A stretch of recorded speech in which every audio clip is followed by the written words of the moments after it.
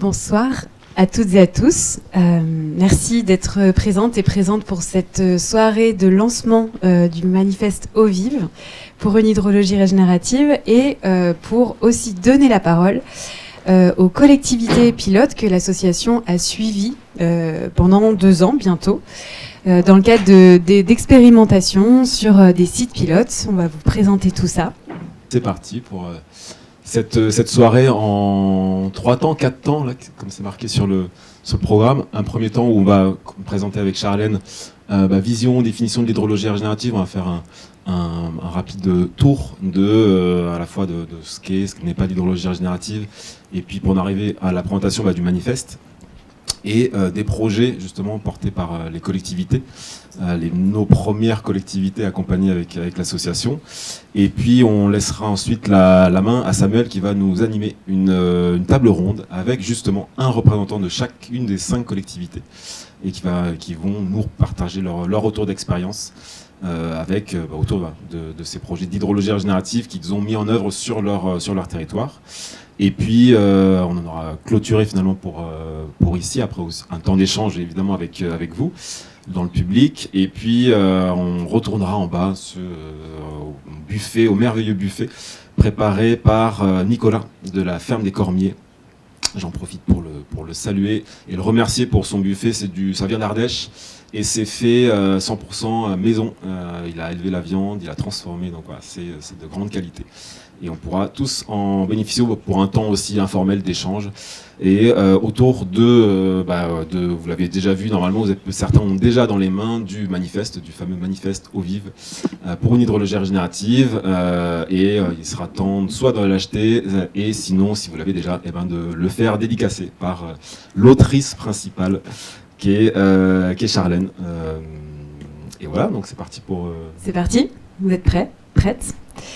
Alors, cet exercice d'écriture, il est très éprouvant. On l'a commencé il y a presque 1 an, jour pour jour, entre cofondateurs, Simon, Samuel et moi. On était cloîtrés chez moi pendant plusieurs jours. Je vous rassure, c'était pas une séance de torture, mais on était quand même bien en ébullition. On s'est torturé les méninges. Voilà. À savoir qu'est-ce que l'hydrologie régénérative. Depuis nos débuts, on a une définition qui tend à se consolider, à s'étoffer, à s'enrichir. Et il nous a semblé intéressant de commencer cette soirée par dire, finalement, qu'est-ce que n'est pas l'hydrologie régénérative ? Qu'est-ce qu'elle n'a pas vocation à devenir, en tout cas ? Donc, parce qu'on en entend beaucoup parler, on avait besoin de aussi... poser les limites de ce qu'on ne voulait pas qu'elles deviennent.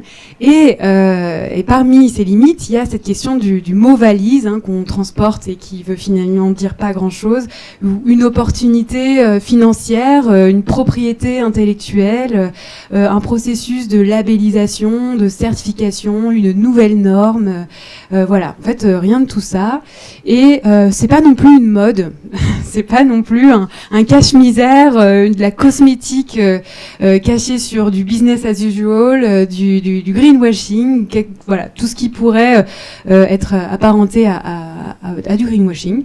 C'est quelque chose, c'est autre chose, on le définira après, mais ce que ça n'est pas non plus, c'est un outil de performance écologique. On entend beaucoup parler de ça. Et ça n'a pas non plus vocation à s'inscrire dans un tableau d'indicateurs qu'on va remplir pour dire c'est de l'hydrologie régénérative. C'est pas une méthode standardisée. Vous verrez ce soir à travers les témoignages qu'il y a plusieurs démarches, plusieurs manières de conduire ces projets. Et c'est pas non plus un nouvel outil de planification. Vous verrez qu'il y en a aussi.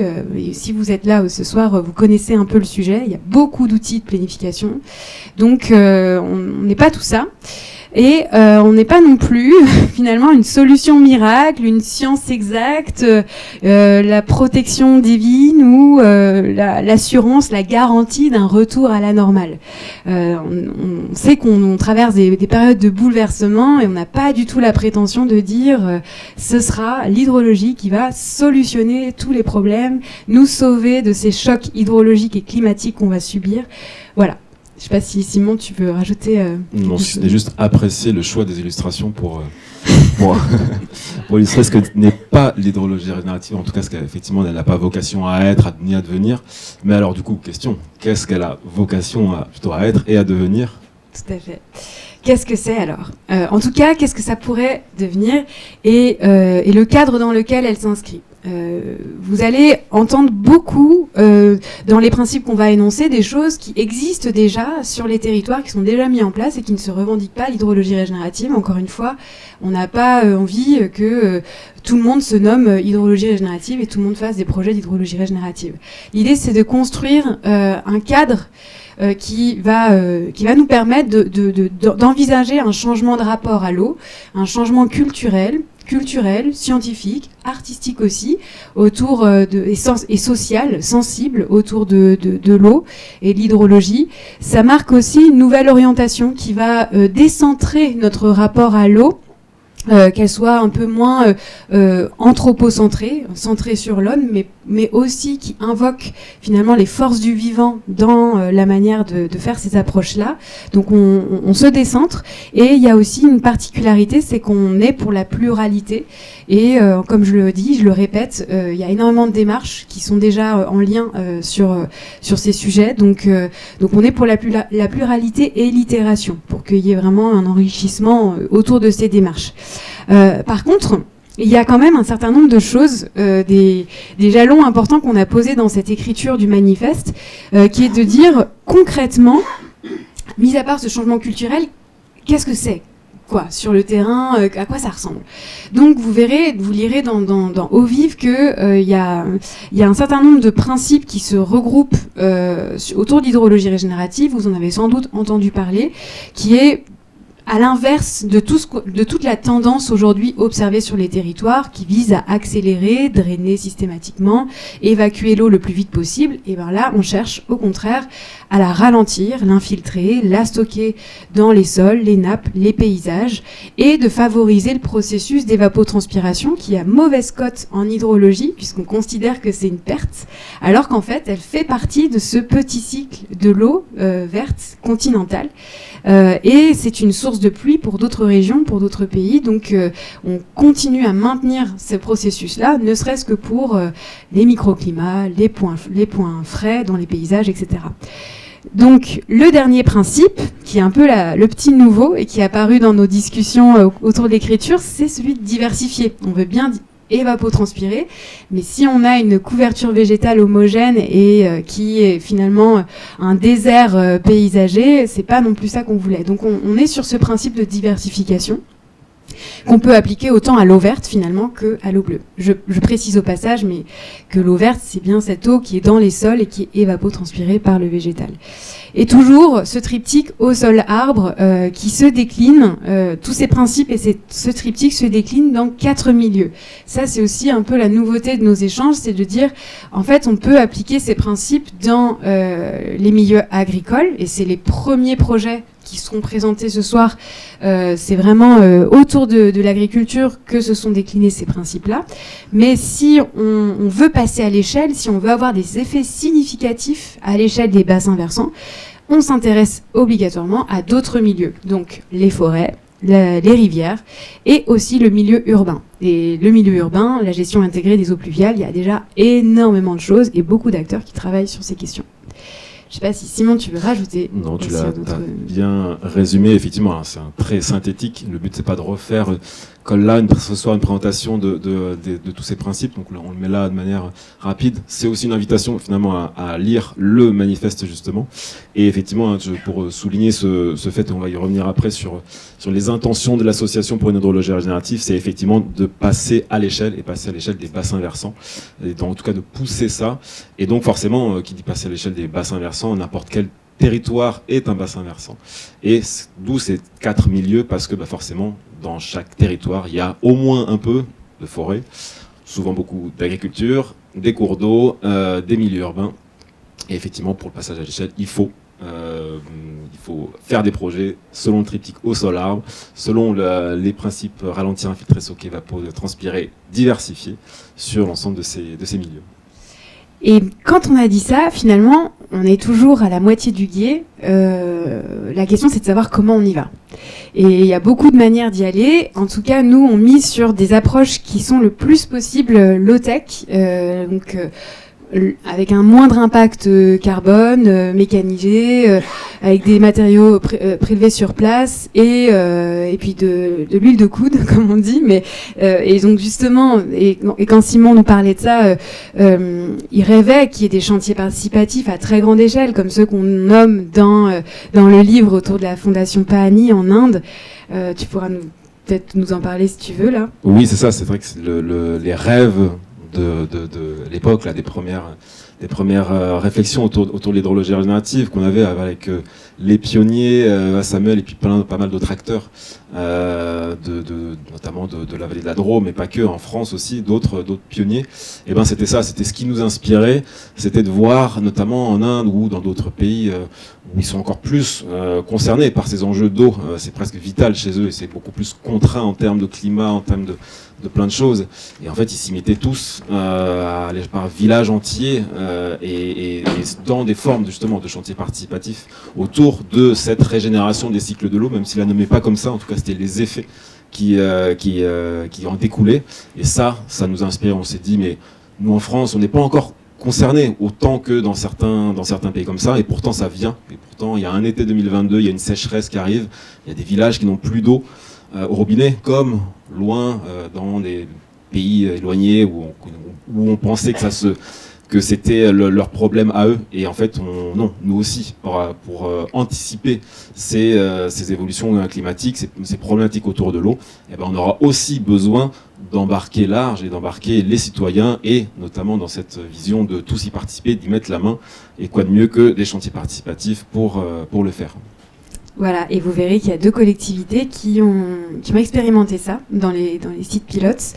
Et il y a aussi un autre principe qui était de dire, dans certains milieux, alors ça c'est aussi sujet à discussion, mais dans certains milieux, on favorise le plus possible les processus des milieux, les processus qui sont des milieux autonomes. Et donc, on va pas rentrer dans le détail, mais c'est important de changer ce rapport aussi, et d'être tourné dans le soin et l'accompagnement de ce processus de régénération. Et un dernier élément, enfin, c'est celui de Small is Beautiful. En français, le petit est beau, et on aime bien plutôt favoriser des petits ouvrages, des petites structures répétées, plutôt que des grands ouvrages, et qui sont aussi coûteux à l'entretien, etc. Et ça aussi, c'est un changement de paradigme en soi. Beaucoup de changements. Un autre aussi, c'est cette posture, axer nos projets, nos démarches autour de la posture d'humilité. Et donc c'est pour ça qu'on a à cœur de travailler avec des personnes qui facilitent ces démarches collectives, qui font de la médiation aussi, mais qui accompagnent globalement des collectifs et qui forment et qui rendent les collectifs autonomes. Il y a aussi ce principe-là qui est vraiment intéressant dans les milieux agricoles, c'est de pas forcément dire quoi faire, mais que à partir d'une information et d'une formation, ils sont en capacité de faire par eux-mêmes. Et enfin, ce que ça a vocation à être, c'est surtout un changement de paradigme dans la manière de conduire ces projets, c'est d'ouvrir des espaces de dialogue, d'ouvrir des espaces on va dire de rencontres, et on se retrouve toujours autour de ce terme des rencontres pour rencontrer des personnes qui sont pas nécessairement d'accord avec notre vision, avec ce qu'on porte comme message, et plus il y a finalement de points de friction, plus il y a de matière à discuter. Donc c'est pour ça qu'on est sans nommer le conflit, on mise aussi sur la médiation pour tenter de trouver une voie, et médiation c'est la voie du milieu, pour ouvrir après à de la négociation, de la coopération, etc. On peut aussi accepter le fait que des fois, après la négociation, après la médiation, il n'y ait pas forcément de projet. Et c'est aussi un résultat possible. Donc l'idée c'est pas de dire on veut absolument y aller, mais on trouve ce moyen-là pour naviguer dans ce dialogue. Voilà, maintenant une fois que c'est posé, on va peut-être dresser un petit rappel de qui on est. Allez, un petit fil historique, même si on a déjà esquissé quelques éléments. Voilà, vous avez les dates au tableau. 2022, donc c'était déjà il y a plus de 3 ans. Effectivement, rappelez-vous, on sortait de cet été de sécheresse, de canicule, de pénurie d'eau en France. Et puis du coup, voilà, ça a mobilisé un peu beaucoup d'acteurs. Et puis nous, avec effectivement trois cofondateurs, Samuel, Charlène et moi-même, on a lancé cette idée qui maturait déjà un petit peu, hein, qui, encore une fois, c'est pas nouveau, mais c'est plein de choses, d'initiatives existantes qu'on a cherché à rassembler pour lui donner quelque part d'une caisse de résonance autour de cette notion d'hydrologie régénérative et autour donc de cette d'une association dont le nom a été un peu vite trouvé pour une hydrologie régénérative. Et effectivement, comme disait Charlène, on a organisé cette première rencontre à Annecy. Et c'est là qu'a été le premier événement fondateur. Et dès cette première rencontre, il y avait déjà cette notion de dire, et Samuel qui l'avait amené, il faut qu'on écrive un manifeste dans sa vision du développement possible de ces mouvements associatifs et de ces mouvements citoyens. Il faut à un moment donné écrire ce manifeste. Ça a pris du temps et 3 ans plus tard, on y est. Entre-temps, il s'est passé beaucoup de choses. Aussi, on a pris du temps pour écrire ce manifeste, c'est parce qu'on a été très occupés. Et ce qui a été 2023-2026, dès l'année 2023, toute l'association finalement s'est développée autour de ce qu'on va présenter aussi ce soir, de cet appel à manifestation d'intérêt de l'agence de l'eau Rhône-Méditerranée-Corse. Alors la plupart de vous savent de quoi il s'agit. Pour les nouveaux, donc c'est ces possibilités de financement de la part de l'agence de l'eau auprès de collectivités qui voulaient engager des projets sur le territoire d'hydrologie régénérative ou apparentée à l'époque. Et c'est ce qui s'est passé. Donc 5 d'entre elles ont manifesté leur intérêt justement. Elles ont obtenu ce financement. Et nous, l'association pour une hydrologie régénérative, indépendamment de ça, mais en lien, on s'est dit, nous aussi, on va manifester notre intérêt auprès de l'agence de l'eau Rhône-Méditerranée-Corse pour obtenir un financement. Et pour faire quoi ? Nous, notre intention, c'était, on va le revoir après, c'est d'impulser des démarches territoriales. Et donc, il y avait un enjeu, un intérêt de les suivre, de suivre ces collectivités dans leurs projets et de les suivre scientifiquement. Et du coup, on a passé beaucoup de temps à répondre à cet appel à projet et ensuite construire, trouver beaucoup des financements pour ça. Des financements pour ça, jusqu'à ce que, 2 ans plus tard, après les premières rencontres, on organise les deuxièmes rencontres nationales dans la Drôme. C'était déjà là aussi il y a près d'un an et demi. Et puis de là, s'est déclenché l'année suivante les rencontres régionales dans un processus de régionalisation. On va en retoucher un mot aussi tout à l'heure. Et cet automne ont eu lieu 8 rencontres régionales dans différentes zones de la France. Et jusqu'à arriver à maintenant, début 2026, premier temps fort de cette année, le lancement du manifeste Eau Vive aux éditions Actes Sud. Et du coup, un rappel pour la raison d'être de l'association pour une hydrologie régénérative, impulser des dynamiques territoriales, c'est écrit en gros, en gras, multi-acteurs, politiques et citoyennes, diffuser la vision, les inspirations, les connaissances et les moyens d'une régénération massive des cycles de l'eau, les effets significatifs. Et pour ça, donc les actions, diffuser les connaissances et retours d'expérience par des publications, conférences, rencontres, plateformes, ressources. Ça, on y travaille justement, notamment avec le site internet de Pour une hydrologie régénérative qui est en train d'être largement, qui est en train de remodeler et largement fourni en différentes ressources. Et soutenir et fédérer les collectifs habitants, collectivités, associations, institutions publiques, privées menant des démarches territoriales. Là aussi, ce site internet, toutes ces ressources vont servir à ça, en lien directement avec la raison d'être. Voilà, donc du coup, on est aujourd'hui un peu plus de 300 adhérents et adhérentes en France, 15 administratrices et assez répartis sur tout le territoire français. On a aussi des salariés qui sont présentes ce soir et donc la structuration qui se régionalise en fonction des agences de l'eau. Mais un petit mot avant quand même pour rappeler ce manifeste et qu'effectivement il était là dès le départ au niveau de la création de l'association. L'intention de ce manifeste, c'est vraiment de susciter un changement de culture, et une culture aussi scientifique. Donc, il y a un certain nombre de connaissances aujourd'hui qui ne sont pas forcément bien connues, bien identifiées, même dans les sphères de la gestion de l'eau. Donc, c'était vraiment de poser ce cadre-là. Et effectivement, on a mis du temps à le sortir, à l'écrire, mais parce qu'il y avait un besoin de stabiliser un certain nombre de concepts et de montrer, de donner à voir ce que c'est, la vision qu'on essaie d'avoir. Et le constat était que si on rassemble tous ces principes et qu'on rassemble tous les milieux, en fait, il n'y avait pas forcément de projet d'hydrologie régénérative en soi dans les territoires à l'échelle d'un bassin versant. Même les projets pilotes qu'on va vous présenter ce soir et qui sont extraordinaires déjà, on n'était pas allé jusqu'aux tous les milieux, tous les principes, etc. Donc vous allez voir dans ce livre qu'il y a un certain nombre de choses et on a vraiment à cœur de tendre vers ça. Et ce livre, je le redirai à la fin, mais c'est aussi un outil pédagogique, c'est un outil d'éducation populaire et on a vraiment à cœur que chacun puisse se l'approprier. Donc, on fera un petit mot à la fin, comment se le réapproprier. Mais sachez que pour celles et ceux qui nous regardent en ligne, il y a très certainement un groupe local près de chez vous. Donc voilà, n'hésitez pas à aller voir sur notre site internet et rentrer en contact avec les bénévoles de l'association. Et on va terminer là-dessus. Peut-être, voilà, tu avais déjà commencé à dire des mots. Je vais compléter juste ce que j'ai dit. En présentant effectivement donc les 5 collectivités pilotes et donc qui ont œuvré avec l'association depuis 2 ans. Vous les avez représentées sur une carte, sur cette carte là, avec donc 3 territoires en Drôme et Ardèche et un territoire dans l'Ain. Et puis il y avait aussi une autre collectivité qui pour l'instant n'a pas encore lancé son projet, le Grand Annecy. Donc, on s'est dit il y a des projets émergents là sur ces collectivités.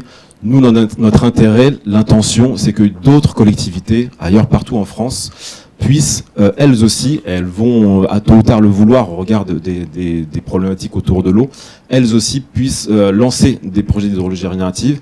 Et notre intention, c'était de dire, plutôt que chacune réinvente l'eau chaude, entre guillemets, de son côté, pour son projet, s'appuyer sur l'expérience de collectivités qui ont déjà lancé leur projet, non pas pour faire la même chose, mais au moins pour avoir du retour d'expérience et pouvoir capitaliser là-dessus. Et donc nous, l'association s'est dit, justement, on va capitaliser sur ces expériences, comment ils s'y prennent, comment ils contactent les agriculteurs, comment ils mettent en lien avec les autres acteurs du territoire, comment ils organisent des réunions, comment se passe le dialogue territorial, les chantiers, tout ça. C'est plein de choses qui ne s'improvisent pas et qui sont quand c'est documenté, quand il y a quelqu'un qui a déjà eu le retour d'expérience, qui se valent de l'or pour d'autres qui veulent lancer leur propre projet. Donc c'est ce volet 1 qui finalement est apparu et qui va faire l'objet justement, notamment grâce au travail de Roman en particulier, notre super salarié, qui va faire l'objet d'un guide ressources au bout de 2 ans de chacun de ces projets. Et le volet 2, c'était mesure de sites expérimentaux. Comme disait Charlène, il y a besoin, et c'est souvent une chose qu'on nous reproche presque, mais montrez-nous que ça marche, des chiffres. Est-ce que vous êtes sûr que ça va faire des effets, les effets que vous avancez, tout ça. Et donc effectivement, il y a un besoin, un enjeu à ce que y ait des procédés de suivi scientifique par rapport à ce qui est expérimenté. Et donc c'était là l'intention, puisque des travaux sont mis en œuvre dans des territoires, on va aller instrumenter, mesurer l'eau dans les sols, l'eau en bas dans les cours d'eau. Est-ce que ça marche? Est-ce qu'il y a des effets significatifs? Et donc c'est ce volet 2 qui a été mené et qui est encore en cours depuis 2 ans, et avec toute une méthodologie scientifique, avec un article qui a été écrit aussi pour décrire cette méthodologie scientifique, là aussi pour pouvoir dire c'est à disposition, faites que d'autres territoires s'emparent et d'autres corpus de recherche s'emparent de ces méthodologies. Et donc voilà, ça c'est le travail mené par Judith, notre autre super prestataire avec Roman. Et donc, il y a plein de questions autour de ce suivi scientifique. On pourra y répondre pendant le temps d'échange. Mais voilà, il y a quand même toute une méthodologie et aussi un dialogue avec les agriculteurs eux-mêmes qui acceptent d'avoir ces capteurs dans les champs et d'autres suivis. Il n'y a pas que des capteurs, il y a aussi des photos, de relever des choses sur le terrain. Voilà, chaque collectivité pourra aussi vous partager la manière dont ça a été amené, mais globalement, ce suivi est plutôt bien accueilli.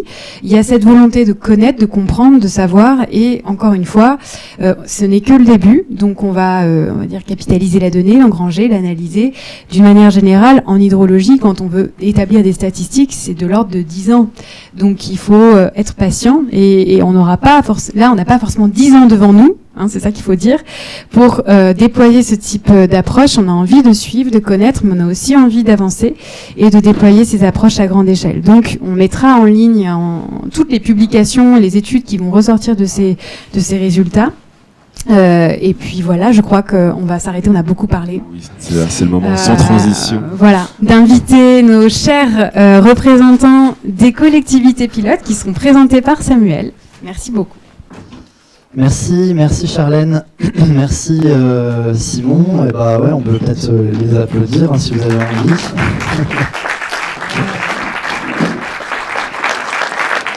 Bonsoir donc à chacune et à chacun. Je laisse nos intervenantes et intervenants s'installer. Oui, vous pouvez poser les petits papiers, c'était juste pour vous positionner dans l'espace pour que vous soyez alignés avec les logos qui apparaissent derrière vous. Donc j'ai la chance, je vais me reculer encore un peu. Voilà. J'ai la chance d'accueillir pour cette table ronde donc Alizé Sylvestre Meunier, apprenti chargé de mission agriculture pour la communauté de communes Arche-Aglo. Voilà, Alix Jacquin, chargé de mission agriculture pour la communauté de communes Porte de Drôme-Ardèche. Léo Flenet, chargé de projet Mialan 365. Rien que le titre du projet est déjà nous titille notre curiosité. On a envie de savoir qu'est-ce que c'est que cette histoire pour la communauté de communes Rhône-Crussol. Gilles Borget, maire de Colomieux, conseiller de la communauté de communes Bugey Sud, et donc qui est le seul élu de cette table ronde. On voulait normalement on aurait dû avoir 2 élus, et puis finalement on en a un, mais merci à toi d'être là. Et puis Romain Chevalier, responsable du service GEMAPI pour la communauté d'agglo de Valence-Romand. Eh ben merci, on va prendre un temps de présentation. L'idée, l'intention de cette table ronde, évidemment on va avoir un temps assez court pour vous présenter les différents projets. Le but c'est pas vraiment de rentrer énormément dans des détails.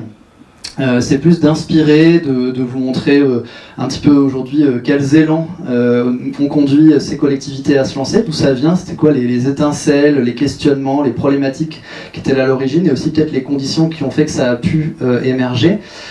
Aussi, qu'est-ce que ça c'est aujourd'hui, c'est quoi ces projets, de quelle nature, quelle typologie d'actions sont mises en place.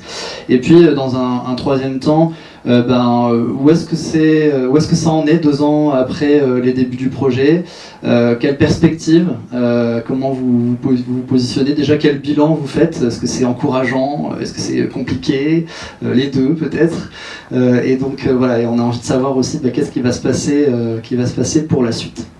Je vais d'abord donner la parole à Léo. On en a discuté un petit peu en préparation de cette table ronde, et on trouvait ça intéressant parce qu'il y a quelque chose aussi un peu dans la source, dans l'origine des projets sur le territoire, notamment sur votre territoire, qui amène du coup aussi un peu à des choses qui ont pu déclencher des projets dans d'autres de ces collectivités pilotes. On te laisse peut-être le champ libre pour présenter un petit peu la dynamique, et puis nous faire un gros focus sur cette histoire de Mialan 365. Bonsoir à tous, merci du coup pour cette introduction. Donc effectivement, je ne sais pas si on est vraiment à la jeunesse de tout ça, mais en tout cas on s'y est mis assez tôt et on a été convaincus assez tôt. Pour remonter au tout début, donc la CCRC et le rapport l'hydrologie régénérative, il commence avec le début du mandat où notre élu, Jean Riaillon, du coup cherche à aller rencontrer les agriculteurs pour faire en sorte que son projet de mandat soit adapté aux souhaits des agriculteurs et à leurs problématiques. Et donc on discute avec tous ces agriculteurs, et parmi tout ce qui ressort, on les connaissait, toutes ces problématiques-là, la question de la ressource en eau a vraiment été unanime et ressorti systématiquement. Et du coup, il a fallu se dire, qu'est-ce qu'on va trouver comme solution pour répondre à cette problématique-là. sachant que voilà, on a des moyens limités, on peut pas forcément aller où on veut, comme on veut. Et donc, parmi tout ce qu'on a pu chercher, il se trouve qu'on découvre plutôt, nous, par le biais du concept de Keyline Design, on a la chance d'avoir sur notre territoire des gens qui sont experts en la matière, qui ont travaillé beaucoup sur le sujet. Et on nous présente ça et on nous dit, voilà, c'est quelque chose qui marche, qui est fait depuis des années, qui coûte pas si cher, donc ça c'est un argument majeur quand on est une intercommunalité, et en plus qui a un impact vraiment assez faible en termes d'aménagement. On est sur du low-tech, des solutions fondées sur la nature. Donc ça nous intéresse et on se dit, super, ça a l'air quand même pas mal, on va essayer de creuser ça. Donc ça c'est vraiment comme ça qu'on découvre ce concept de Keyline, qui est une des composantes de l'hydrologie régénérative, une des façons d'en faire, on va peut-être dire comme ça. À partir de là, on se dit, on va essayer de se lancer. Donc on avance dans tout ça, on se dit, on va demander aux agriculteurs s'ils sont partants. Donc on lance un appel à manifestation d'intérêt, un premier, on dit, est-ce qu'il y a des agriculteurs sur le territoire qui sont intéressés pour faire ça? On n'a pas énormément de réponses, pour enseigner, on en a une seule. On a un agriculteur qui s'appelle Clément qui nous répond, qui est à Champy, sur le col de l'Héris, pour ceux qui connaissent, on est tout en haut de la côte du Pin. Et lui, il a une parcelle qui est en pente, qu'il n'a jamais réussi vraiment à exploiter, qui est sujette à beaucoup d'érosion, et du coup il se porte volontaire pour être notre cobaye finalement, en échange du financement de l'agence de l'eau, de la CCRC, de la CNR, etc. On fait ce premier projet, donc il y a un design qui est dessiné, les travaux sont faits en collaboration avec Clément. On arrive donc à un moment où le projet a été aménagé, et surprise, ça marche. Bon, tant mieux. Donc comment on sait que ça marche? Parce qu'à cette époque, on n'avait pas de suivi scientifique. On sait de dire d'agriculteurs. Clément et son papa nous disent, voilà, depuis qu'on a installé, déjà, il n'y a plus d'érosion. Donc ça, c'est déjà le premier problème qui est réglé. Ils sont plus obligés de remonter de la terre en tractopelle tous les 15 du mois. Donc premier problème réglé. Deuxième problème réglé, la terre est beaucoup plus humide. Encore une fois, c'est de dire d'agriculteurs, on fait confiance à ça. Donc on se dit, ça marche quand même. Donc on est plutôt content de ce premier test, et on dit, on va élargir. Donc jusque-là, on fait une méthode étape par étape, on est humble et on travaille au fur et à mesure. Donc on a un premier projet qui marche et on se dit, on va travailler plus large. On en discute avec nos voisins de Archaglo notamment, avec qui on travaille déjà sur plein de projets agricoles, alimentaires, etc. Et on lance un AMI, mais beaucoup plus large cette fois-ci. Et plus structuré aussi. On a parlé tout à l'heure de mesures scientifiques.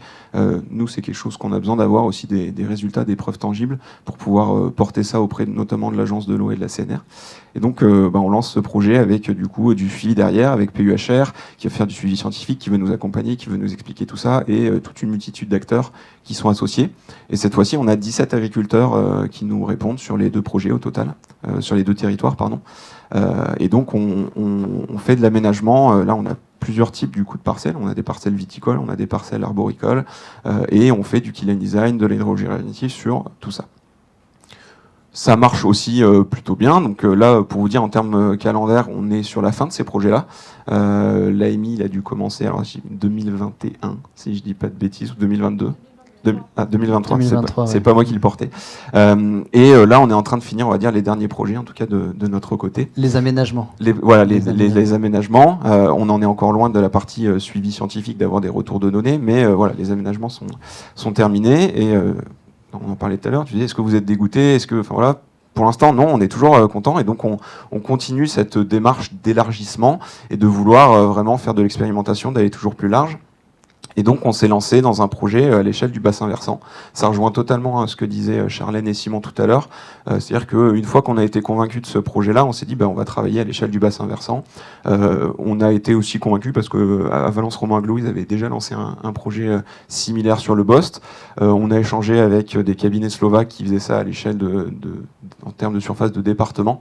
Et donc on s'est dit on se lance. Et donc nous, le prochain projet, puisqu'on n'est pas dégoûté, c'est Mialan 365. C'est l'aménagement d'un bassin versant qui fait 56 km², qui est tout sur la communauté de communes Rhône-Crussol, avec environ 34 km de linéaire de cours d'eau. Et donc on rejoint encore une fois tous les concepts qui ont été présentés, c'est-à-dire qu'on travaille sur les 4 types d'aménagement, de l'agricole, de l'urbain, de la rivière et du forestier. On travaille du coup sur tout type d'aménagement, on n'est plus sur du Keyline Design, on est vraiment sur de l'hydrologie régénérative avec des solutions fondées sur la nature de plein de types différents. Et on a du coup un projet qui a une échelle beaucoup plus grande, une étude qui va devoir durer 2 ans et des travaux qui vont peut-être durer, j'en sais rien, 10 ans pour pouvoir réaliser ça. Mais avec à la fin, on espère un résultat global. On a appelé ça Mialan 365, c'est un peu c'est un peu ambitieux, mais l'idée c'est de le remettre en eau 365 jours par an. Aujourd'hui, on a à peu près 4 mois d'assec par an sur le Mialan, donc on trouvait que c'était parlant sur ce sujet. Donc voilà un petit peu pour la partie plus large, et quand même aussi préciser que ça c'est en interne, mais il y a aussi l'idée de vouloir le plus partager possible. C'est aussi pour ça qu'il y a des événements comme ça. On veut faire en sorte que tout l'argent, tout le temps agent et toutes les expériences qu'on fait puissent être diffusées le plus largement possible à tous les acteurs du territoire qui le souhaitent. Donc ça, c'est la deuxième grosse branche sur laquelle on va travailler pour l'hydrologie régénérative. Super, merci beaucoup pour ce premier témoignage. C'est chouette, ça y est, on est rentré dans j'ai envie de dire dans le vif du sujet, donc ça fait plaisir.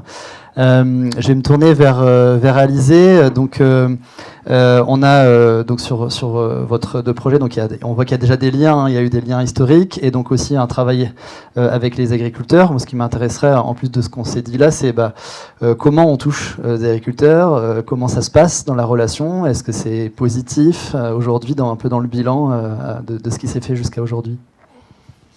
Oui, bonjour. Alors peut-être pour commencer, donc moi je suis apprentie, donc je travaille avec la chargée de mission agriculture alimentation, donc Laura Castillo, qui s'excuse de ne pas être là ce soir. Et normalement c'était notre élu à l'agriculture, Pascal Balaï, qui devait venir, qui s'excuse aussi de ne pas être là. Donc voilà, donc je vais essayer de retranscrire leurs paroles le plus fidèlement possible. Donc sur la question des agriculteurs, comment on les embarque, je pense que au niveau de Archaglo, la volonté, ça a été vraiment de partir des volontés justement des agriculteurs, de pas imposer quelque chose du haut, mais de partir des motivations des agriculteurs. Et donc c'est en fait un peu comme Ronde Crussol, en fait, on a fait un appel à manifestation d'intérêt au niveau du territoire pour savoir en gros qui était motivé à partir. Donc justement en 2023, quand il y a eu la volonté de partir avec Ronde Crussol. Et en fait, ce qui est intéressant, c'est que nous, pour le coup, Archaglo prévoyait d'avoir 8 projets. Et en fait, il y a eu 2 fois plus d'agriculteurs motivés que de nombre de projets prévus. Du coup, après, ça a été des négociations avec l'Agence de l'eau pour essayer d'augmenter un petit peu l'enveloppe financière pour accompagner un peu plus de projets que prévu. Voilà. Donc, ça, déjà, ça veut dire que dès le départ, les agriculteurs, ils étaient quand même assez motivés. Et ça continue parce que donc là justement comme le disait Léo, donc on arrive à la fin de cette première étape, de ce Keyline 1 on l'appelle, et donc nous on a envie de continuer, en tout cas les élus ont envie de continuer, donc on va partir sur un projet Keyline 2, donc c'est de nouveau des initiatives pour essayer de trouver des financements. Et donc pareil, même processus, on a écrit un courrier à l'ensemble des agriculteurs du territoire. Et on a eu un grand nombre de réponses, et notamment la réponse d'un collectif d'agriculteurs qui s'est monté de lui-même. Donc c'est un collectif d'agriculteurs en viticulture sur Saint-Barthélemy-le-Plain, donc c'est côté Ardèche. Et voilà, donc ça montre bien que les agriculteurs ils sont motivés par ces projets. J'imagine que dans les campagnes, ça doit commencer à se diffuser, on doit en entendre parler. Et comment ça se passe, la réception? C'est vrai que le monde agricole, on sait, hein, d'un point de vue un peu sociétal, il y a pas mal de tensions, de choses. On entend souvent parler quand c'est dans les médias, parce qu'il y a des oppositions, etc. Et parfois, la relation entre collectivités et agriculteurs peut être difficile. Comment ça? Est-ce que vous sentez qu'il y a quelque chose qui se passe, un frémissement, et voilà, et comment ça? C'est peut-être difficile à dire, hein, mais. Alors. C'est un peu difficile à dire, surtout que moi, du coup, je suis pas arrivée il y a très longtemps. Ce que je pourrais dire, c'est que là, en tout cas, c'est un gros sujet, en tout cas sur la Drôme des collines, parce que donc, peut-être que je peux présenter très rapidement, mais en fait, Archaglo, donc c'est un territoire très vaste avec les plateaux ardéchois, la vallée du Rhône au centre et la Drôme des collines plutôt à l'est. Donc, c'est 3 réalités topographiques et hydrologiques très très différentes. Et donc sur cette question en lien aussi avec la colère des agriculteurs en ce moment, je pense que, moi l'exemple qui me vient tout de suite, c'est plutôt dans la Drôme des collines, parce qu'il y a la ressource principale en eau sur cette zone, c'est la nappe de la Molasse, et aujourd'hui il y a donc assez régulièrement des arrêtés sécheresse qui du coup demandent aux agriculteurs de réduire énormément leur prélèvement en eau. Et donc c'est vrai qu'il y a aussi un peu un espoir que l'hydrologie régénérative permette d'améliorer la situation. D'améliorer la situation et aussi peut-être de faire politiquement, de montrer que les agriculteurs en fait font beaucoup de choses pour préserver la ressource en eau. Chouette. Voilà. Je ne sais pas si vous voulez que je présente très rapidement on peut, c'est intéressant. Bien sûr. Donc là, c'est juste ces 4 projets qu'on a sélectionnés sur du coup, les 10 projets qu'on a accompagnés entre 2023 et 2025. Donc on a un projet à Brin, donc justement dans la Drôme des Collines. Donc là c'était un projet arbo avec donc la construction d'une mare, de baissières, la plantation de haies. Donc là on a des fossés à redans aussi. Et en fait ce qui était intéressant c'était qu'il y avait une volonté, donc c'était des noyers mais qui étaient malades et donc il y avait une volonté de recréer la parcelle.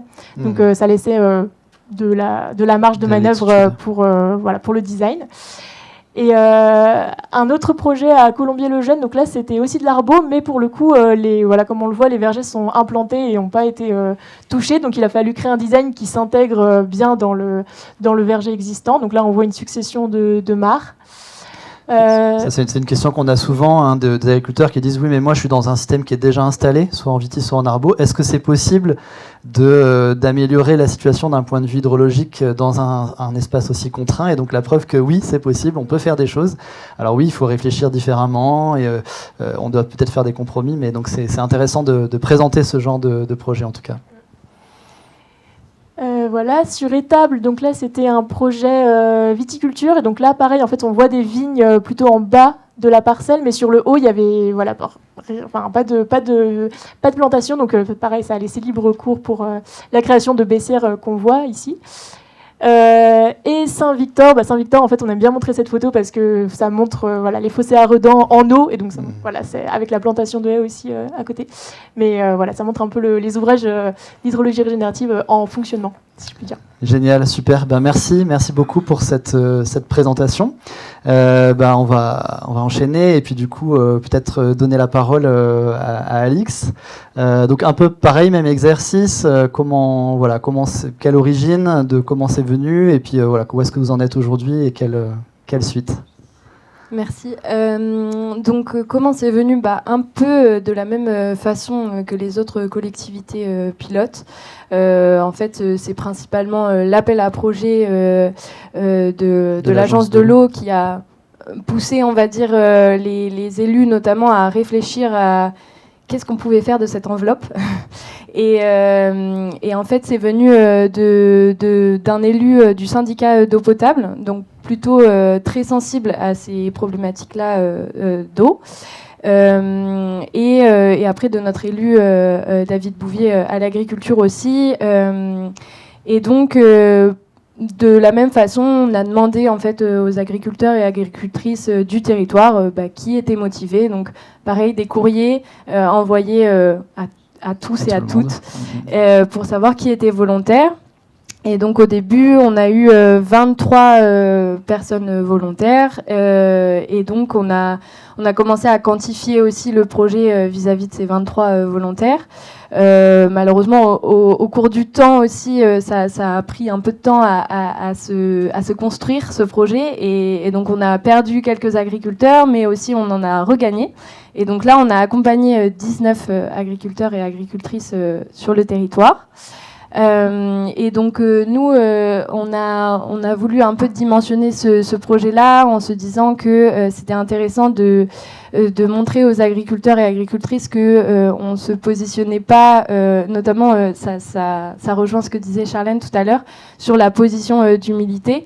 Et donc les formations en fait étaient vraiment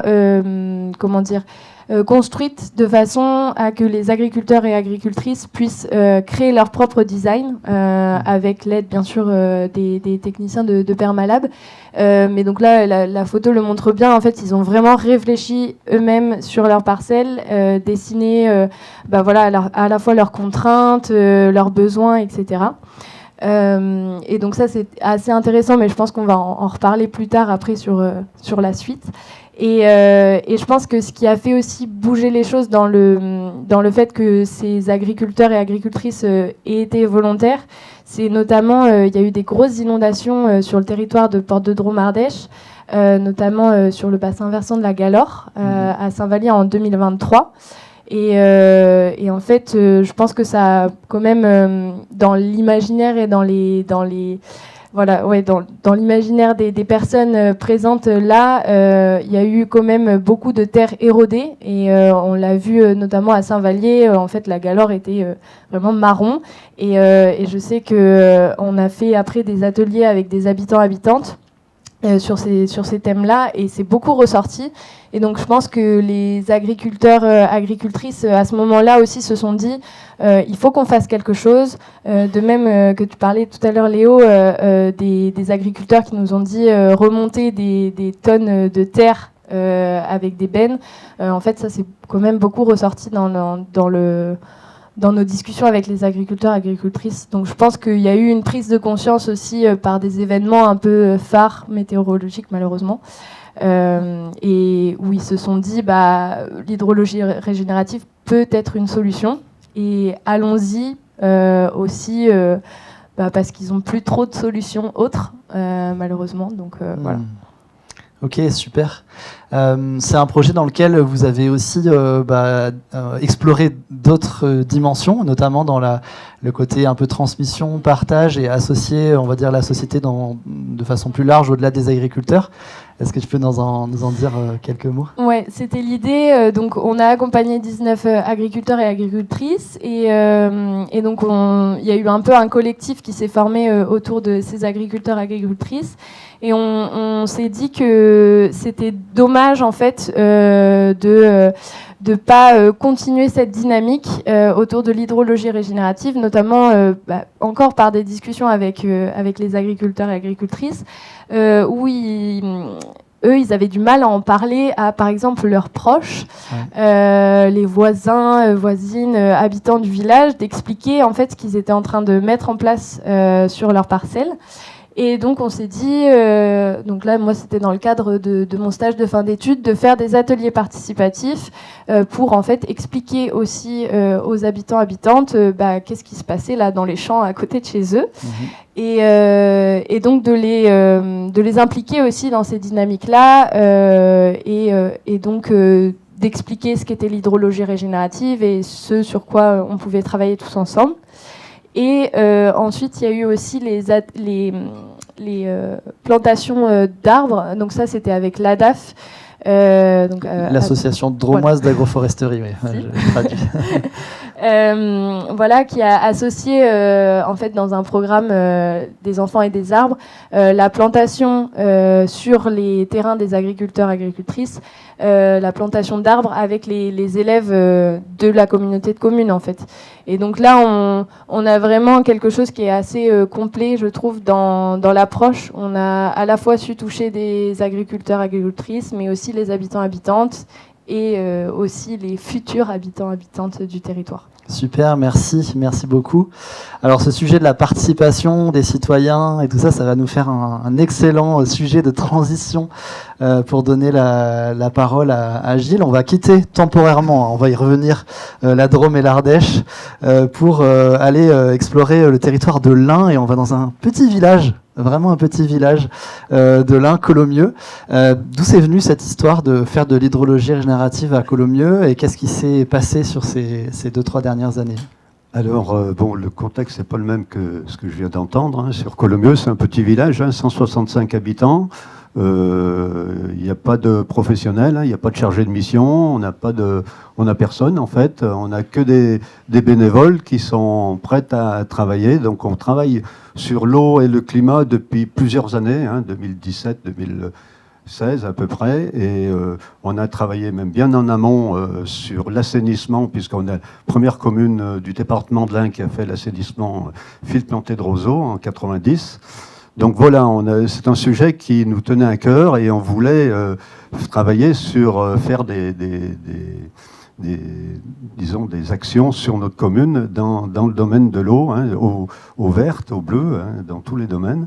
Et en fait, on était peu nombreux au début, de 2 acharnés du village, plus 3-4 bénévoles derrière. Et on travaillait aussi avec une association au bien commun Budget Sud qui faisait des actions déjà aussi sur l'eau. Et c'est en fin 2022 qu'on a eu connaissance de la création de PUHR. On a écouté justement le travail qui a été fait à Annecy. Et suite à cela, en fait, on a fait venir en tout début d'année un bureau d'études, Permalab, avec Simon qui a fait une petite conférence en fin de journée où il y avait quand même une quarantaine de personnes. On voulait savoir toutes les actions qu'on pouvait faire au niveau de notre village dans le domaine de l'eau, mais pas que. Voilà, donc suite à cela, en fait, on a eu, grâce aussi à Simon, on a eu l'information qu'il y avait un appel à manifestation d'intérêt eau et climat, agir plus vite et plus fort sur les territoires, de l'agence de l'eau, et eh bien on a remonté les manches, et grâce aussi à beaucoup d'informations qu'on a eues de PUHR, il faut le dire, de Cédric entre autres, une personne du village que je ne citerai pas, mais qui a beaucoup bossé là-dessus et qui a fait tous les documents pratiquement sans bureau d'études, sans rien. Donc on a... pour répondre à l'AMI, c'est un gros travail. Hein, c'est un très gros travail. C'est un très gros travail. Comme vous le savez, l'AMI, il faut que ça se fasse en 2 ans. Hein, donc, et nous, en 1 an, on a fait tout le travail d'études. On a beaucoup œuvré aussi au niveau communication, en flyer, en mini-conférences, en réunions multiples. En fait, au niveau on a fait aussi ce qu'on appelle le mémoire du village, c'est-à-dire que on a fait venir, je me souviens plus le bureau d'études qui est venu, mais bon, Covalence, en fait, qui est venu pour justement, qui nous a fait une belle soirée sur retracer un peu, faire parler les gens du village, les anciens, pour parler justement de la mémoire du village. Et ça, c'était important aussi. Et après, en fait, on a été reçu, donc fin 2023, on était lauréat de l'agence de l'eau, mais notre travail il ne consistait pas que sur l'agriculture, loin de là. Nous, on est loin, on n'est pas loin de l'agricole, mais on est sur le territoire complet. C'est-à-dire l'avantage que c'est un petit territoire, on a pu travailler sur la désimperméabilisation, sur la végétalisation, sur la réinfiltration des eaux pluviales au niveau d'une petite place. On a travaillé sur une zone humide aussi. On a remis enfin, ça, c'est des travaux qui sont faits. Je vous parle des travaux qui sont faits. On voit les photos ici, au fur et à mesure. D'une zone humide qui avait été comblée, qui existait dans les années 80, qui avait été comblée par un conseil municipal précédent, et ils avaient mis une poche plastique à la place. Donc cette zone humide est alimentée par des sources. Et puis un autre travail sur la rivière, mais en partenariat avec notre communauté de communes, parce qu'on a réussi la rivière avec la GEMAPI, parce que la GEMAPI s'occupe des rivières au niveau de notre communauté de communes. Donc on a pu convaincre, grâce à la présidente, de travailler avec nous sur la rivière. Donc on a fait les premiers chantiers Castor en octobre 2025, là, 17 et 18. Il est venu Cédric avec Brice là, pour nous guider dans les travaux, les travaux d'ouvrage Castor mimétique. On a fait une centaine de mètres, donc il reste à faire encore 8 ou 900 mètres, donc il y aura un appel d'offres à ce niveau-là. Et dernièrement, on a fait un autre chantier participatif, c'est pas vieux, le 21 janvier, là, sur les plantations d'arbres. On a planté 462 arbres, avec, pareil, on a fait un fossé à redans, qui est alimenté par une source, et puis une mare aussi, donc... Voilà, donc on a fait tout ce travail-là en peu de temps, en fait. Et moi, je trouve que c'est pas pour se vanter, mais on a beaucoup bossé quand même, énormément bossé. Et je dis que c'est à la portée de tout le monde. Il suffit d'en vouloir. Voilà, bravo. Il suffit d'en vouloir et y croire. Et bon, on remercie PUHR parce qu'il y a aussi une instrumentation faite par Romain et puis Judith. Pour le suivi scientifique. Pour le suivi scientifique. Donc, en fait, on a travaillé dans tous les domaines. Au niveau agricole, ça a été un peu défaillant parce que on n'a que 2 exploitants sur notre secteur. Ils sont contre notre projet. Donc, ils nous mettent les bâtons dans les roues. Voilà, donc je ne vais pas faire de la pub pour l'agriculture. Voilà. Mais c'est intéressant parce qu'on voit là des angles et des manières d'aborder le sujet qui sont tout à fait différentes. Hein. D'un côté, c'est vraiment, on a demandé aux agriculteurs qui étaient motivés et on s'est appuyé sur ceux qui sont motivés. De votre côté, vous êtes parti avec la commune, nous on veut faire ça, les agriculteurs veulent pas. Bon, bah, c'est pas grave, on avance quand même comme on peut et on essaie d'aller le plus loin possible avec ce qu'on... Oui, on aurait bien voulu qu'il démarre avec nous, hein, surtout que, bon, il y en a un qui fait du bio, donc, mais il comprend pas, il voit pas l'intérêt. Il voit pas l'intérêt. Ok, super. Merci beaucoup, merci Gilles pour ce chouette témoignage. Il nous en reste un dernier témoignage. On revient dans la Drôme. On a là voilà une collectivité d'une taille un peu supérieure à ce qu'on a eu jusque là avec Valence Roman Agglo. Voilà, peut-être c'est intéressant de comprendre un petit peu comment vous en êtes arrivé à l'hydrologie régénérative. Le projet que vous portez sur le bassin versant du Bost, dont voilà, tu vas nous parler. Et puis peut-être justement un peu ces questions en rebond avec ce que vient de dire Gilles sur comment on embarque des gens à l'échelle d'un territoire, comment on embarque les agriculteurs. Je sais qu'il y a de l'actualité un peu fraîche là-dessus, donc c'est hyper intéressant. Eh ben merci. Oui, donc du coup le projet de Valence Roman Agglo se situe sur le bassin versant du Bost, donc c'est un bassin versant de 17 km². Alors nous, on n'est pas parti dans l'idée de se dire on va essayer de sonder la totalité du territoire et voir un petit peu quels seraient les agriculteurs volontaires pour faire ces démarches-là, puisqu'en fait on avait justement sur le bassin versant du Bost déjà identifié des problématiques d'assec, de risque de crue par le cours d'eau et aussi d'érosion des sols, perte de sols agricoles et tout ça. Donc on voyait ce que faisaient nos voisins de Rhône-Crussol très concrètement sur les parcelles, hein, puisque les aménagements étaient déjà faits. On a pu, avec PUHR, lors d'une journée intercollectivité, visiter justement les aménagements faits. Et donc du coup, on avait déjà un petit peu ces idées sur le bassin versant du Bost en se disant que finalement, ces techniques pouvaient répondre à la problématique globale. Sur le bassin versant, donc on s'est dit pourquoi pas tenter de répondre à l'AMI de l'agence, puisqu'on était à peu près dans ces périodes-là, avec un projet global à l'échelle de tout le bassin versant, justement, alors en ayant bien conscience que du coup ça va être plus long et peut-être plus compliqué d'embarquer justement plein d'agriculteurs et d'arriver à faire des aménagements, mais en se disant aussi qu'on pouvait y arriver petit à petit, l'idée étant d'arriver à mobiliser 1, 2, 3 agriculteurs, faire les premières actions, et puis viser un peu derrière un effet un peu d'engrenage, d'entraînement positif autour de ça. Donc voilà, pour la genèse du projet, on a lancé l'étude début 2025, et justement, dans cette idée d'embarquer notamment les exploitants agricoles et aussi les propriétaires forestiers, puisqu'on a un amont de bassin versant où c'est des forêts avec des ravines assez importantes et des gros problèmes de ruissellement et d'érosion aussi. Dans cette idée d'embarquer un maximum de personnes, en fait, on a raisonné en plusieurs étapes. Déjà, on a essayé de mobiliser au niveau de nos élus. Donc, on en a parlé à la vice-présidente en charge du cycle de l'eau qui a été favorable à ce projet, mais qui a aussi tout de suite senti qu'il y avait un sujet agricole, donc qui nous a dit parlons-en aussi avec le vice-président en charge de l'agriculture. Au moins, ça a été porté par les 2 vice-présidents. On a rencontré les maires des 3 communes concernées qui ont aussi validé le principe. Suite à ça, on s'est dit on va organiser une conférence sur le territoire. Donc ça, c'était en avril 2024 pour prendre un peu le pouls de vraiment au niveau local. Donc on a invité l'ensemble des exploitants du bassin versant, puis on a fait un peu de communication auprès des 3 communes. On était à peu près une 60aine. Alors donc la conférence c'était très intéressant, ça a soulevé un peu des débats, des questions.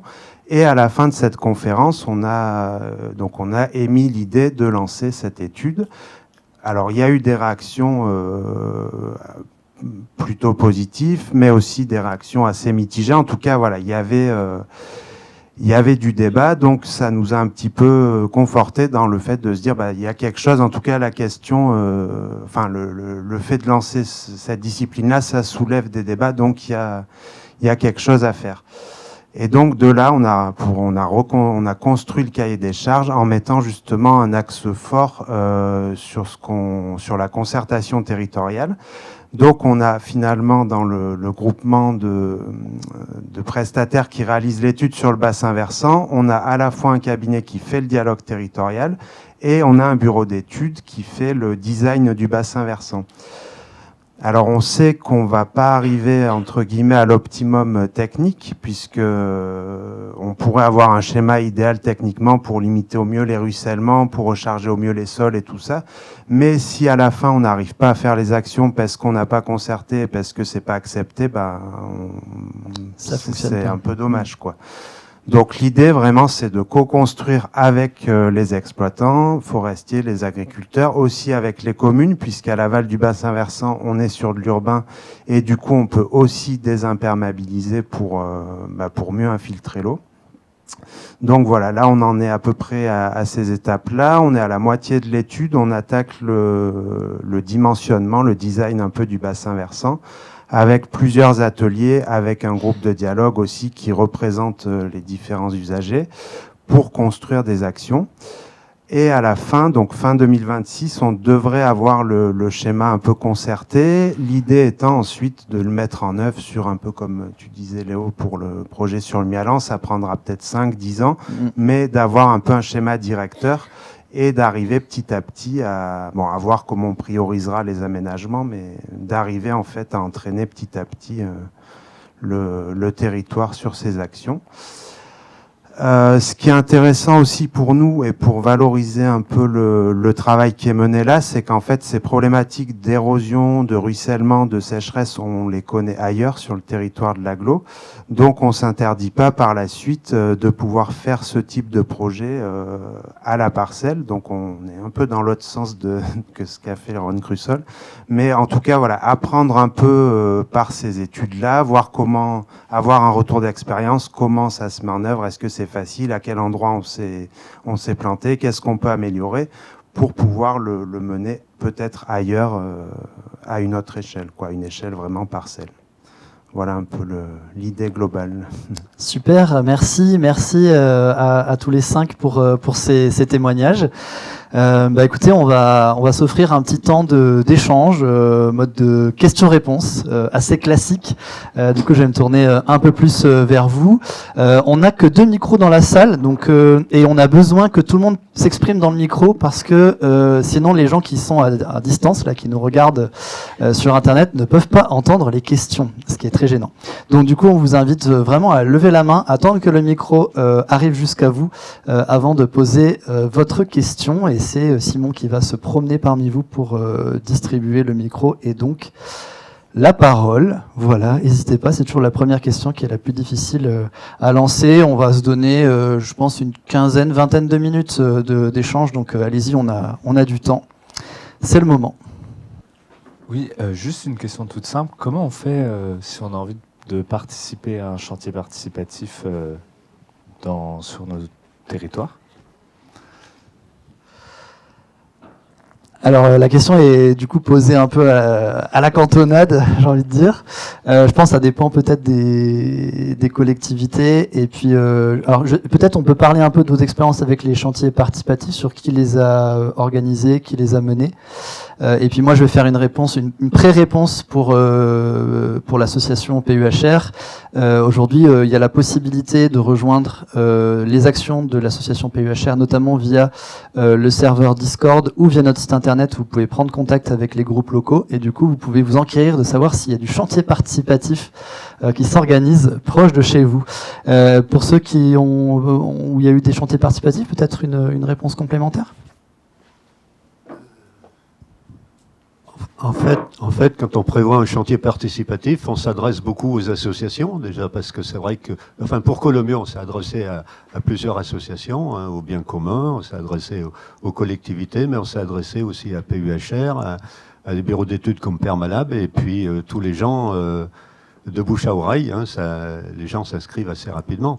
Un chantier participatif, ça dépend lequel, mais nous fallait 20-25 personnes. On a eu facilement plus de 25 personnes, quoi.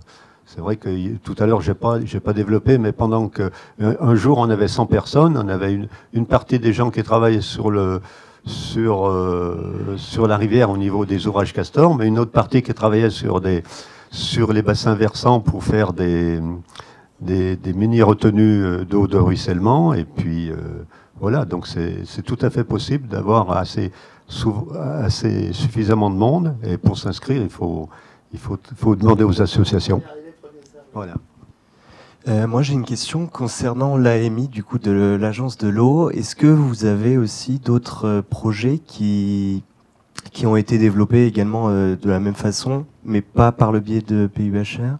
Vous avez des retours sur la personne qui doit être en charge à l'Agence de l'eau d'autres projets? Voilà, d'autres projets. Est-ce que quelqu'un de PUHR veut répondre à cette question? Peut-être Romane? Tu sais? Si tu sais pas, tu dis juste je sais pas. Pour sûr, il y a eu d'autres projets que les 5 territoires pilotes de l'AMI, partenaires de PUHR, qui ont aussi sollicité du financement, y compris l'Agence de l'eau, mais pas forcément via un AMI, et aussi auprès d'autres financeurs, je pense notamment à la CNR qui a financé de nombreux projets. Voilà. Donc il y a d'autres projets que les 5 que vous voyez aujourd'hui, pour sûr. Pour compléter, moi, via le bureau d'études Ecologia, donc en Nord-Isère, il y a des projets sur la communauté de communes Hébert, entre Bièvre et Rhône. Voilà, il y a un projet d'hydrologie régénérative, et il y a également un autre projet un peu plus au nord aussi qui a démarré sur la ferme des Bacheul. Voilà, donc voilà. Ça commence. D'autres projets à annoncer dans la salle? Merci beaucoup, merci pour cette conférence. Moi, j'avoue, je débute un peu dans le sujet, donc je découvre un peu, je suis un peu un élève là. Ma question, c'est plutôt d'un prisme entreprise qui n'a un peu rien à voir avec le sujet de l'eau, ou en tout cas de très loin. Comment nous, on peut aussi mettre notre pied à l'édifice, comment on peut s'engager en faveur de cette thématique-là, voilà, par des financements ou quoi, vers qui on peut se tourner, tout en évitant le greenwashing qui a été mentionné au début. Alors sur le financement, oui, toujours. On est très preneur de mécénat, c'est pas évident. Hein. Nous, on est allé rencontrer des assureurs parce que finalement, il y a un gros travail aussi sur les questions des crues, le risque environnemental, etc. Ils sont pas encore tous sensibilisés. Il y a des appels à projets qui existent, des appels à projets qui existent nationaux, mais on sent qu'ils sont encore un petit peu en recul là-dessus. Mais je pense que si vous êtes une entreprise du territoire en question, il faut pas hésiter à se manifester. Après, en tant qu'entreprise, si vous avez des locaux, quand on est dans l'urbain, on peut aussi aménager. On l'a dit tout à l'heure, il y a plein de choses à faire sur la désimperméabilisation, sur le travail au niveau des espaces urbains. Donc il y a plein de volets différents. Et après, c'est aussi un changement sociétal. Donc tout ce que vous faites pour la consommation de l'eau dans votre fonctionnement au quotidien, c'est pas forcément ce nous on a présenté, mais ça reste quand même dans le concept de l'économie de l'eau, de la sobriété, et c'est des choses qui vont impartialement avec. J'ai envie d'ajouter que en tant qu'entreprise, vous pouvez être prescripteur d'actions publiques. Le fait de faire remonter auprès des collectivités, et notamment auprès des élus, le fait que vous êtes sensible à ces thématiques et que vous souhaitez participer à des transformations du territoire, au-delà de l'aspect vraiment purement financier, ça amène du poids en fait dans les projets, et c'est encore plus fort quand les entreprises se rassemblent, et donc de plus en plus il y a des territoires dans lesquels les entreprises localement se regroupent, forment des sortes de clubs ou d'associations d'entreprises et essaient de porter des actions et ou un discours commun. Voilà. Et même au niveau national, ça existe, notamment via, par exemple, la Convention des entreprises pour le climat, la CEC. Et je sais que cette année, par exemple, leur grand thème d'année, c'est la biodiversité. Mais il y a énormément de choses qui se fait déjà via la CEC sur l'eau pour justement faire avancer les choses. Et une grande partie des transformations que peut apporter le parcours CEC, c'est de pousser les entreprises à se rebrancher sur leur territoire, à s'intéresser à l'avenir de leur territoire.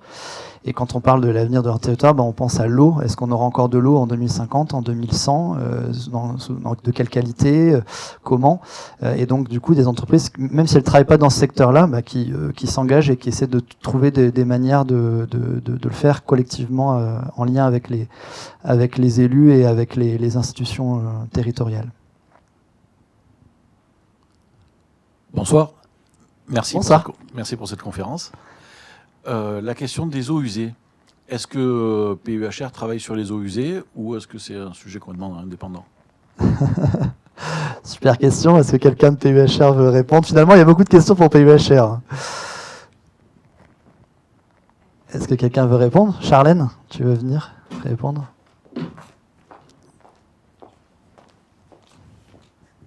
Merci pour la question. Oui, quand on parle du cycle de l'eau et qu'on travaille dans ces questions-là, on pense tout de suite en fait à l'eau potable, l'assainissement, les eaux pluviales. C'est un peu, et chaque entité a son schéma.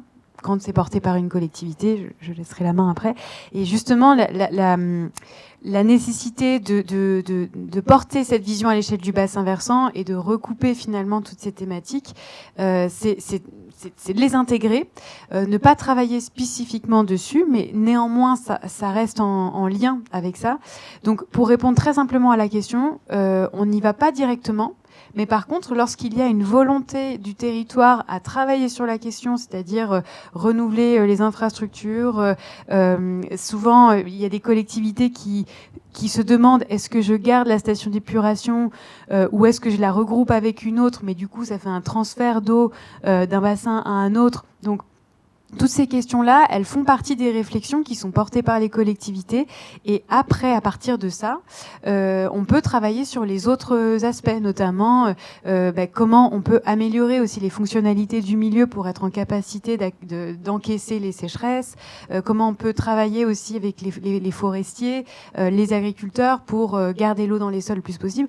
Et vraiment, l'objectif, l'idéal, ce serait qu'on intègre toutes ces données-là, tous ces projets-là, pour avoir un projet de territoire cohérent qui permet de faire des choix. Donc aujourd'hui, on n'a pas dans les projets pilotes ni dans les cartons des projets qui s'intéressent spécifiquement à la question de l'assainissement, mais vous l'aurez compris, on essaye de faire de la transversalité. Et après, je ne sais pas si Romain, tu veux rajouter quelque chose, parce que vous faites beaucoup de choses aussi. Oui, alors sur le projet présenté là sur le BOST, la question de l'assainissement, elle est un peu à la marge, mais elle est quand même intégrée, puisque justement, Charlène, tu le disais, mais quand on a des assecs trop longs du cours d'eau, finalement, quand le rejet se fait dans le milieu, il est moins dilué, donc forcément, il est plus impactant. Donc, alors c'est une vision à moyen long terme, hein, mais dans l'idée, dans l'objectif de rendre un peu l'eau dans les sols pour qu'en période de sécheresse, ce soit les sols qui puissent soutenir les cours d'eau et justement mieux diluer les rejets d'eau usée, ça fait aussi partie du principe. Et après, d'une manière un peu plus générale, si on sort un peu de ce projet-là, effectivement, alors nous, on a la chance de pouvoir travailler de manière très transversale sur toutes les thématiques du cycle de l'eau. Le projet, là, en l'occurrence, il est porté par le service rivière, mais c'est pas seulement un service qui porte le projet, c'est toute une direction. On est plusieurs services à travailler sur la question, puisque c'est un territoire où il y a aussi des tensions sur la ressource en eau potable, donc on travaille avec l'eau potable. On travaille avec le service des eaux pluviales pour voir comment on peut désimperméabiliser, et on travaille avec le service de l'assainissement pour ces questions-là. Pour sortir de ce projet-là, d'une manière générale, sur les différentes actions qu'on porte dans la direction, on est en train de travailler à la constitution d'un contrat avec l'agence de l'eau. L'idée, c'est vraiment de décloisonner un peu toutes les compétences, de tout mettre dans le panier général et de voir comment on peut lier les différentes actions. Alors ça permet pour le financeur d'avoir une vision à plusieurs années, ça permet pour le territoire et pour les élus d'avoir une trajectoire assez visible avec des objectifs assez concrets, et ça permet aussi surtout de se rendre compte qu'on ne peut pas travailler d'un côté la rivière, de l'autre côté l'eau potable, de l'autre côté les eaux pluviales urbaines. Enfin, tout est très lié. Donc on est obligé techniquement, en tout cas, c'est beaucoup plus rigoureux de travailler comme ça, et c'est beaucoup plus intéressant aussi pour nous déjà, mais aussi et surtout pour le territoire et pour les bénéfices que ça peut apporter, quoi. Super, merci Romain pour cette réponse. Une question à te poser. Comment fonctionne justement entre le chargé de mission ou le technicien que tu es et les élus? Parce que bien souvent, moi je vois au niveau de ma communauté de communes, c'est les techniciens qui font un peu la politique, quoi, et les élus ils sont là et ils suivent. Est-ce que c'est pareil au niveau de ton domaine? Alors au niveau des services et en tant que technicien, oui, on va dire qu'on fait naître les projets, puisque c'est un peu nous qui faisons la veille technique, hein, chacun son rôle entre guillemets. On fait la veille technique, on voit ce qui se passe ailleurs, mais il y a aussi les élus qui sont là et qui peuvent impulser des idées ou qui peuvent suivre ce qu'on propose, mais c'est pas forcément très évident de répondre. Mais non,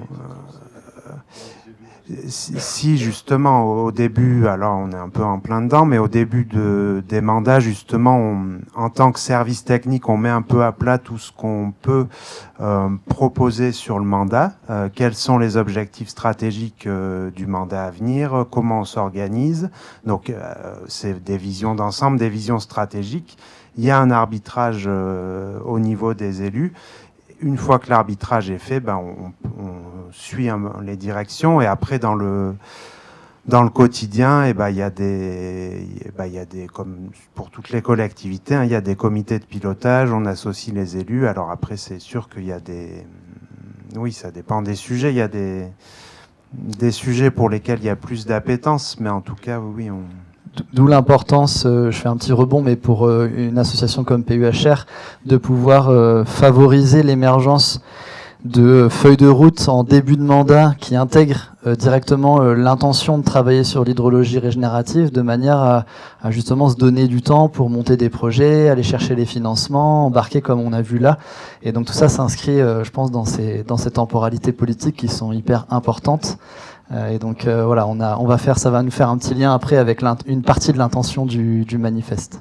Oui, je voulais juste dire, il manque beaucoup d'informations au niveau des élus, de formation et d'information. Et c'est vrai que nous, au niveau de notre communauté de communes, ils ont lancé justement savoir comment est-ce qu'on peut faire avancer les choses en hydrologie régénérative sur notre secteur. Et il faut former les élus, il faut les informer. Donc on est à la recherche je sais pas, de bureau d'études ou qui que ce soit qui soit à même de faire ceci, quoi. C'est important, quoi. Super, et magnifique, ça nous fait une excellente transition pour terminer cette soirée. Merci, on peut peut-être applaudir nos 5 intervenantes et intervenants. Et puis moi je vais laisser la parole à Charlène, parce que justement on va revenir sur la sortie du manifeste, l'intention qu'il y a derrière, et notamment cette intention de se positionner en tant qu'association PUHR dans un rôle d'accompagnement à la fois de la demande citoyenne, mais aussi de la demande politique, et cette intention de faire de la formation aussi, en tout cas d'amener les élus à être plus et mieux conscients de l'importance de changer notre façon de gérer l'eau sur les territoires. Et je te laisse la parole. Merci beaucoup. Merci encore pour ces brillants témoignages, et j'espère que vous voyez un peu mieux maintenant de quoi on parle depuis tout à l'heure. Et donc vous comprenez qu'on est vraiment au début de quelque chose. On a envie que ça se diffuse, et c'est l'intention de ce livre Eau vive qui sort là chez Actes Sud, c'est de diffuser cette vision-là. Donc c'est un outil vraiment d'éducation populaire. C'est-à-dire que vous pouvez vous l'approprier. On va on met sur notre site internet plein de ressources. Si vous souhaitez organiser, par exemple, une lecture arpentage du livre pour qu'il y ait plusieurs citoyens, citoyennes, dans le cadre d'un atelier, puissent s'approprier ce qui est écrit dans ce livre, avoir des idées de qu'est-ce qu'on peut en faire sur notre territoire, voilà, il y a un peu un petit guide qu'on a mis sur notre site internet.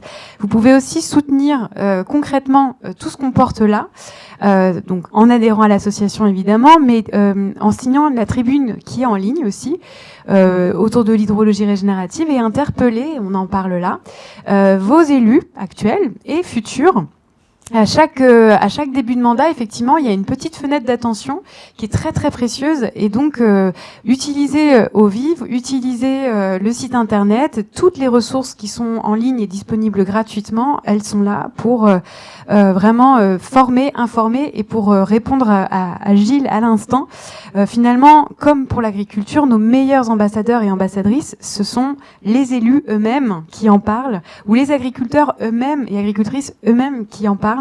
Quand on est vraiment convaincu et qu'on a envie de montrer ça et de donner envie à d'autres, c'est encore mieux quand ce sont quand c'est entre pairs.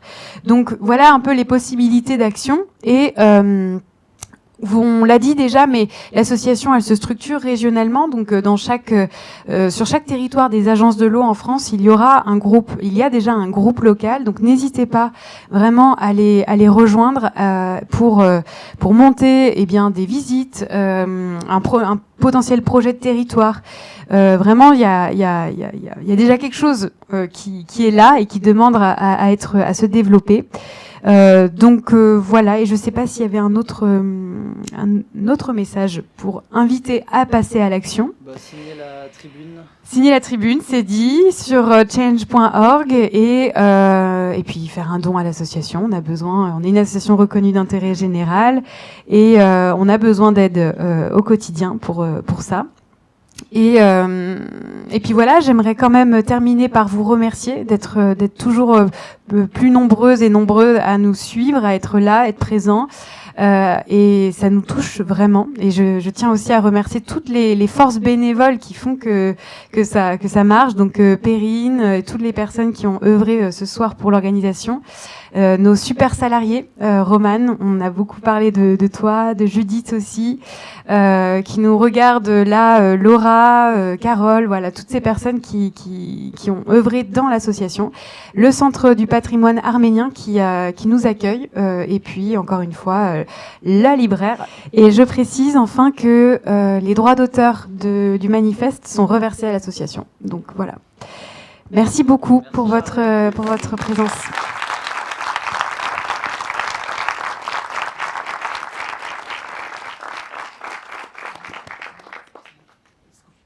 Charlène sera